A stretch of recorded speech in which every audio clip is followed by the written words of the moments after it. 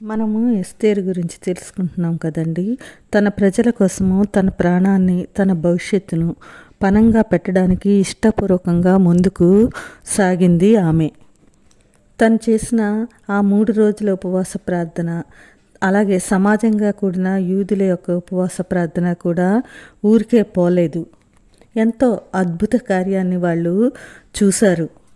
ఉపవాస ప్రార్థన అయిన తర్వాత 3వ దినమందు ఎస్తేరు రాజభూషణములు ధరించుకొని రాజనగరి యొక్క ఆవరణంలో రాజు సన్నిధికి వెళ్ళి నిలిచింది.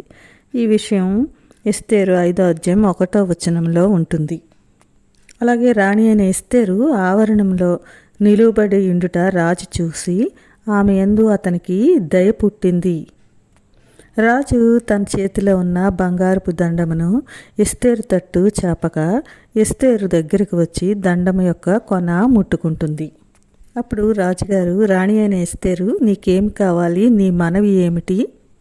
రాజ్యంలో సగం మట్టుకు ఏమి కావాలన్నా నీకు ఇస్తాను అని అన్నప్పుడు ఆమె రాజునకు యుక్తంగా తోస్తే నేను రాజు కొరకు సిద్ధం చేయించిన విందుకు రాజు అయిన మీరు హామాను నేడు రావాలని కోరుచున్నానని ప్రత్యుత్తరం ఇస్తుంది.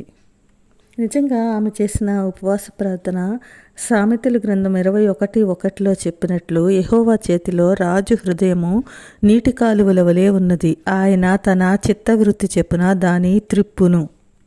ఈ వాక్యము ఆమె విషయంలో నెరవేరింది.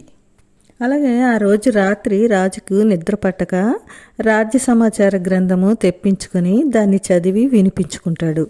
రాజును చంపాలని చూసిన ద్వారపాలకుల గురించి మొర్దెకై తెలిపినట్లు అందులో ఉంటుంది. అది విన్న రాజు మొర్దెకైకి ఏదైనా బహుమతి ఇచ్చారా అని అడిగినప్పుడు లేదు అని వాళ్ళు చెప్తారు. అయితే అదే సమయంలో హామాను మొర్దెకై కోసం చేయించిన ఉరికయ్య మీద మొర్దెకైని ఉరి తీయించాలని రాజుతో మనవి చేయడానికి రాజు యొక్క ఆవరణంలో ఉంటాడు. అప్పుడు ఆ ఆవరణంలో ఉన్న హామాన్ను పిలిచి రాజు కనపరచనపేక్షించడానికి ఏం చేయాలి అని హామాన్ని అడిగినప్పుడు హామాన్ ఏమనుకుంటాడు? అది తన్నే అని అనుకొని రాజు కనపరిచిన వానికి రాజు ధరించుకుని రాజవస్త్రములు, రాజు యొక్క గుర్రమును, రాజు తన తల మీద ఉంచుకుని రాజకిరీటమును ధరింపచేసి అతన్ని గుర్రం మీద ఎక్కించి రాజవీధుల్లో అతన్ని నడిపించుచు రాజు కనపరిచిన అపేక్షించిన వానికి ఈ ప్రకారము చేయి తగునని అతని ముందర చాటింపాలి అని చెప్తాడు. ఇదంతా హామాను తన కోసమే అని అనుకుంటాడు. కానీ రాజు వెంటనే మొర్దెకై కోసము ఈ బహుమానము హామాను చేతే అదంతా కూడా చేయిస్తాడు. రాజు ఎస్తేరుకు ఏమి కావాలో అడిగినప్పుడు ఆమె డైరెక్ట్గా విషయాన్ని చెప్పలేదు.